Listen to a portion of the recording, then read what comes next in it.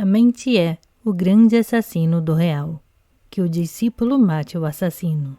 Helena P. Blavatsky, A Voz do Silêncio.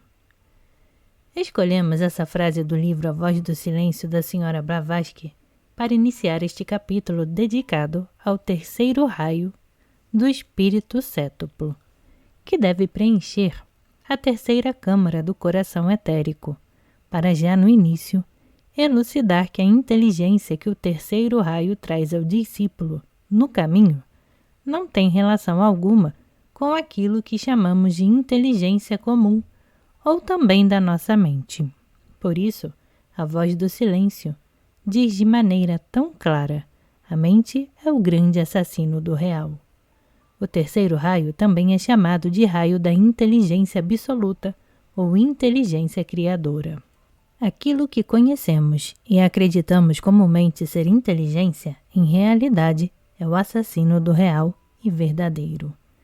Sabemos que em nosso mundo, as pessoas dotadas de uma grande capacidade intelectual, as pessoas que dedicaram suas vidas à erudição e à cultura, normalmente também são chamadas e reconhecidas como muito inteligentes. Por exemplo, quantas vezes não ouvimos ou proferimos comentários a respeito da inteligência de outrem, correlacionando-a à sua profissão, à sua formação acadêmica, à sua produção literária ou artística. Quando nos referimos a uma capacidade intelectual privilegiada, estaremos corretos nos termos que acabamos de mencionar. Porém, em relação ao que estamos tentando transmitir como a nova capacidade relacionada à força universal do terceiro raio do espírito, então, também é certo afirmar que a inteligência criadora não tem relação direta com nossa capacidade intelectual.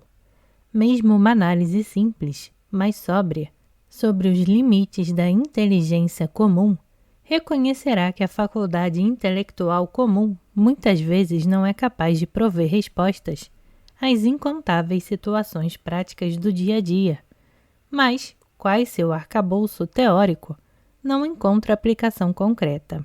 Apenas isto já deveria ser capaz de indicar-nos os limites da capacidade intelectual comum, diante de uma visão mais ampla do que deveria ser a inteligência criadora. Portanto, do que trata-se a inteligência criadora como faculdade do terceiro raio do espírito? Em um texto da escola espiritual, encontramos a seguinte definição: inteligência é a soma de tudo o que foi realizado em nós através dos tempos e que assim deve se manifestar.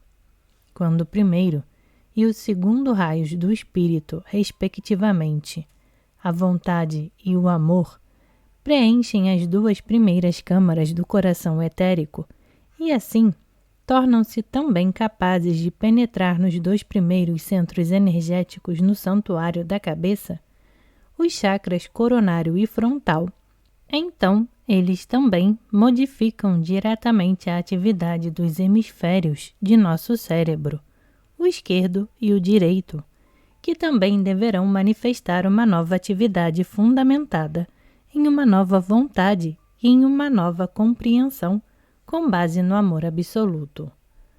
O resultado dessa dupla atividade, tanto no coração como na cabeça, é a síntese de uma nova faculdade criadora, a qual chamamos de inteligência criadora, que é manifestada pela atividade do terceiro raio do espírito. A nova inteligência encontra seu ponto de apoio nos centros de criadores do santuário da cabeça e une o impulso recebido do primeiro e segundo raios, a faculdade manifestada pelo terceiro raio. Assim, com a ação conjunta dos três primeiros raios, os três chakras do santuário da cabeça, o coronário, o frontal e o laríngeo, bem como as correspondentes glândulas de secreção interna a eles ligadas, pineal, hipófise e tireoide, passam a funcionar de uma maneira totalmente nova. A partir desse momento, podemos falar do nascimento de uma nova consciência e de uma nova faculdade criadora. Porém, essa nova consciência não se manifesta de uma só vez, mas sim gradualmente. Por essa razão, é que na escola falamos de um processo orgânico do nascimento e do crescimento dessa nova consciência ou nova alma.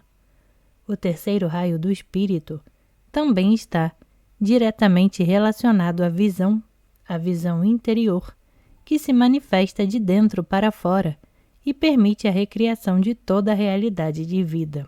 Por essa razão, podemos ler no Apocalipse que João, o protótipo do discípulo no processo de transformação interior, em um dado momento pôde ver um novo céu e uma nova terra.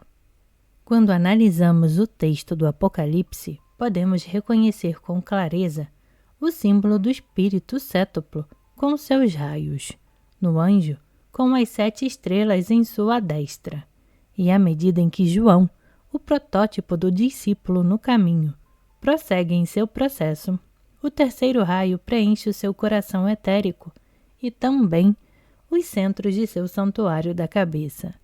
Assim, por essa influência, ele vê, isto é, ele percebe e vivencia conscientemente as atividades dos 2 primeiros raios, que também já atuam em seu ser, a vontade e o amor. Um novo céu e uma nova terra também significam aqui a união do impulso do raio da vontade, a nova força de ideação e da compreensão com base no rio do amor, uma nova força de geração que se fundem tornando-se uma nova realidade em constante criação e manifestação. Outro aspecto importante é entendermos que o corpo mental humano deveria ser formado por 2 partes, uma parte relativa ao pensamento concreto e outra ao pensamento abstrato. Na escola espiritual e também no ensinamento universal, aprendemos que o corpo mental do ser humano, no estágio em que nos encontramos agora, em nossa manifestação, ainda não está completo. Com isso, queremos indicar que o ser humano possui apenas a primeira metade, relativa ao corpo mental concreto e, para muitos, ainda em processo de formação. Portanto, a grande maioria da humanidade não possui ainda a segunda metade do corpo mental, aquela que deverá dar corpo e base para o pensamento abstrato consciente, pois esse corpo deverá ser formado pela cooperação entre o núcleo do ser absoluto, no imo do ser humano, e pela entrada do terceiro raio do espírito no santuário da cabeça. Muitas pessoas possuem alguns lampejos do pensamento abstrato que chegam até nós como relâmpagos, como imagens de um pensamento vivente e completo. Esses lampejos distinguem-se claramente da grande quantidade de imagens pensamento que circulam pelo corpo mental concreto, que caracterizam-se por serem de natureza material e fragmentada. Esses impulsos testemunham de uma inteligência latente, de uma inteligência intuitiva que de tempos em tempos brota, como que uma síntese instantânea de tudo aquilo que está gravado nos campos magnéticos do microcosmo em que habitamos como seres humanos. Contudo, isso também demonstra que essa faculdade intuitiva receptiva é apenas uma pálida imagem do que deveria ser a verdadeira inteligência superior, quando o corpo mental abstrato estivesse finalmente construído e em plena atividade. Muito já se tentou no sentido de desenvolver essa atividade do pensamento superior, da inteligência superior, do corpo mental abstrato, através de treino e de exercícios que utilizam como base a capacidade do pensamento comum, ainda que levada até os seus limites.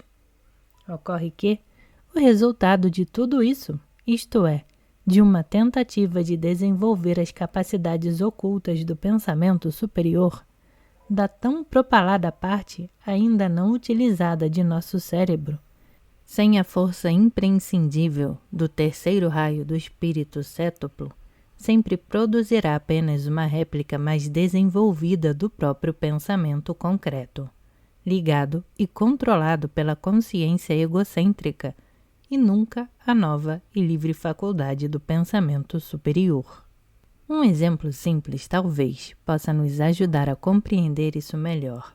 Já dissemos que todo o nosso pensar baseia-se no corpo mental concreto e nas imagens pensamento que nele circulam.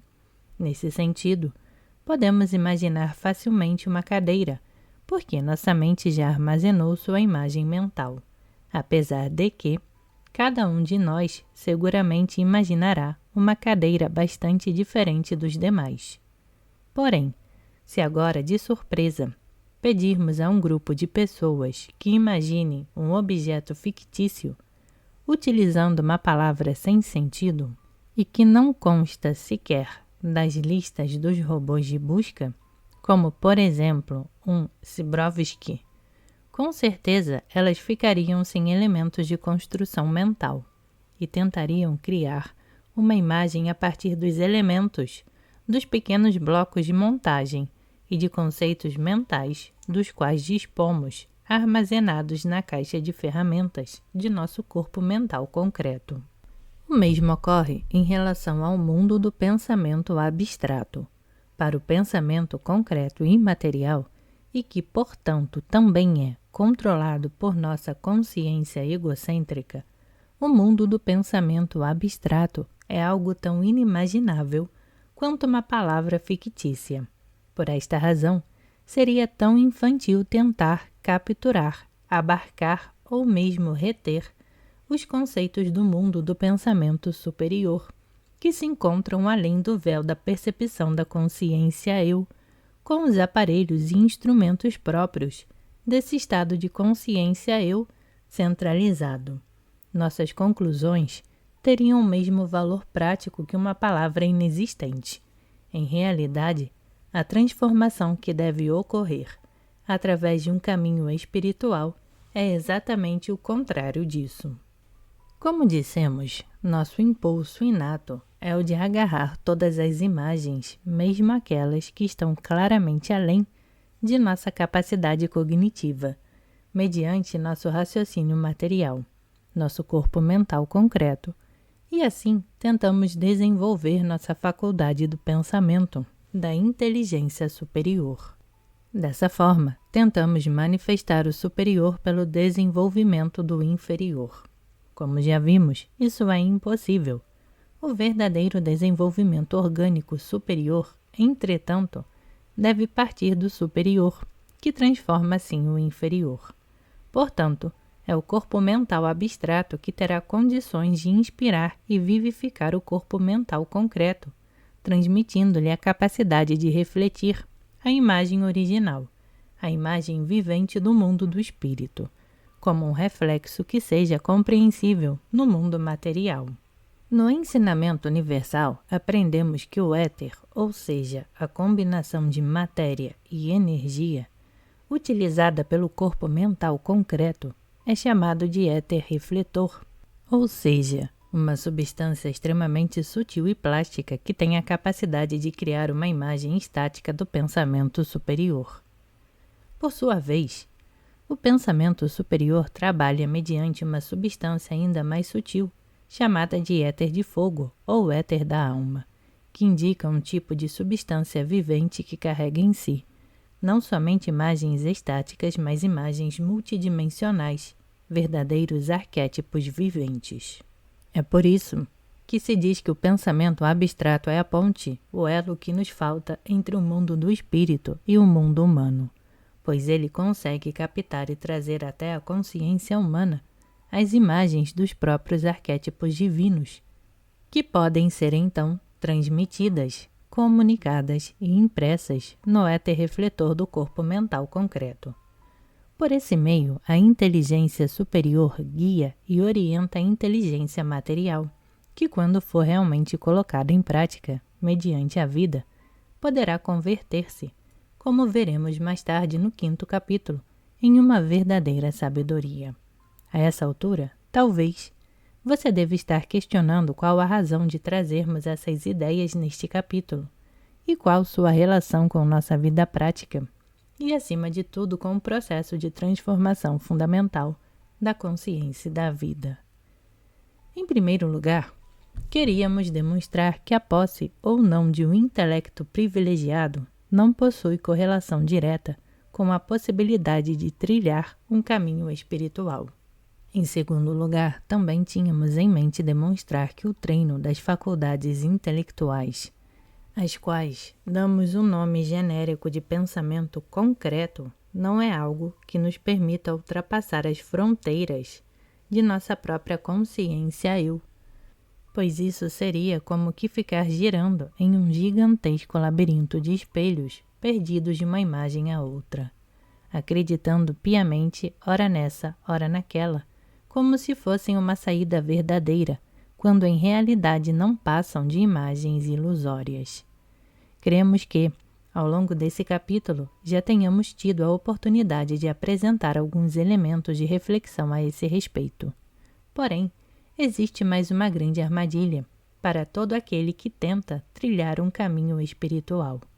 Para um sincero buscador da verdade, trata-se do perigo de encantar-se e mesmo de perder-se com um acúmulo de conhecimentos esotéricos. O mundo esotérico é um verdadeiro mar acadêmico. Ele é praticamente infinito, tanto em extensão quanto em profundidade. Podemos passar vidas inteiras mergulhados e maravilhados em suas imagens, símbolos, mistérios, conceitos, visões e perspectivas. Sem dúvida, o conhecimento esotérico, o conhecimento da realidade interior, tem um valor incalculável para a humanidade, principalmente para a humanidade ocidental, que hoje talvez viva um dos períodos de maior densidade material de seu pensamento. O conhecimento esotérico funciona como um contrapeso, equilibrando a balança do pensamento e da mente humana e impedindo, especialmente em nosso caso, que naufraguemos no total materialismo de nosso pensamento concreto. Portanto, caro leitor, em terceiro lugar, alertamos que o risco do acúmulo de conhecimentos esotéricos não utilizados é um dos fatores mais paralisantes no caminho espiritual, porque a única utilidade de todo o ensinamento que os grandes do Espírito revelaram é que ele seja colocado em prática. O ensinamento libertador, quando não é colocado em prática, converte-se em uma sentença para aquele que o conhece e que não o pratica. Eis porque as escolas espirituais de todos os tempos sempre foram muito prudentes em relação ao que revelaram. Não porque quisessem revestir-se de um véu de mistério, mas porque aquilo que é revelado e que não é transmutado, ao invés de libertar, agrilhoa. Concluímos este capítulo com uma breve reflexão sobre o caráter prático da verdadeira inteligência. Vivemos em um mundo que estimula as pessoas a se distanciarem cada vez mais da vida real. Não falamos aqui somente do aspecto extremamente acelerado da vida, da problemática moderna, dos costumes que diminuíram o contato e o relacionamento entre as pessoas, mas também da incrível velocidade com que a mente humana se concentra cada vez mais nos mundos virtuais. São muitas as pessoas que praticamente vivem isoladas em suas mentes em um aparente e contínuo diálogo virtual com os outros, mas em realidade em uma concentração cada vez maior de seu pensamento em um diálogo interno, na construção de uma realidade virtual individual, de uma imagem de si mesmos, como se sua mente pudesse habitar apenas nessa realidade virtual e prescindir de sua existência física. Passam a impressão de que estariam felizes se seus pensamentos pudessem ganhar asas, abandonando o pesado fardo de seu corpo material, concentrando-se apenas nas esferas da existência virtual. Dessa forma, o ser humano moderno, encantado com a disponibilidade sem precedentes de todo tipo de informação, corre o risco de esquecer-se que seu corpo material e seus veículos energéticos formam um laboratório alquímico perfeitamente construído, dotado de uma grande inteligência em si mesmo, e que ele não pode prescindir desse laboratório caso aspire a uma verdadeira transformação de sua consciência, que somente é possível mediante a transformação de sua vida concreta e orgânica. Em nossos dias, testemunhamos uma crescente falta de cuidado com o sono e com uma alimentação saudável, bem como a utilização de substâncias nocivas à saúde e também daquelas que alteram o funcionamento da consciência e do metabolismo. Tudo isso são provas de que, nesse momento, a mentalidade do ser humano ocidental talvez tenha atingido o cume de seu desenvolvimento material. Dessa forma, as palavras da Sra. Blavatsky ganham um duplo sentido, muito importante para todos nós. Pois a mente concreta e extremamente materializada do homem ocidental não somente tornou-se assassina do real, no sentido superior da palavra, mas também pode tornar-se a assassina da vida real, da existência material e do aparelho orgânico humano, em sua função de um sofisticado vaso de mistura do espírito e da matéria, como um laboratório orgânico imprescindível para a transmutação alquímica da consciência e da vida. A inteligência criadora, manifestada pela ação do terceiro raio do espírito no ser humano, é o primeiro grande poder de síntese que nele pode se manifestar, pois traz a imagem do arquétipo universal no ser humano e também a clareza da compreensão interior do propósito universal da existência.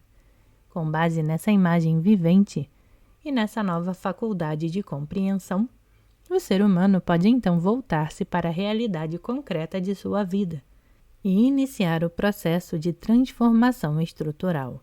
Porém, essa transformação jamais será algo teórico ou uma projeção de nossa mente comum, e sim algo que demandará a colaboração consciente de todo o nosso ser, pois, como nos diz o ensinamento da escola espiritual, somente podemos proferir a palavra libertadora, com a efetiva oblação do não ser.